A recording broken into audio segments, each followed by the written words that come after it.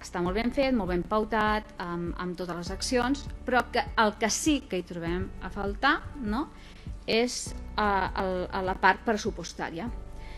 Si nosaltres volem que totes les regidories i tots els àmbits de l'administració siguin transversals, no?, cal dotar-los d'una partida pressupostària, perquè si no, no podrem fer aquelles accions.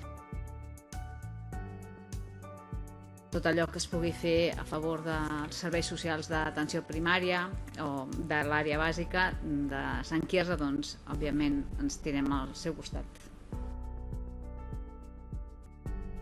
Que crec que en serveis socials, jo sempre ho abandero i sempre ho explico, que cal innovar. Cal innovar, fer coses diferents i crec que caldria ser una miqueta més agosarats en aquest reglament de prestació de servei d'atenció domiciliària.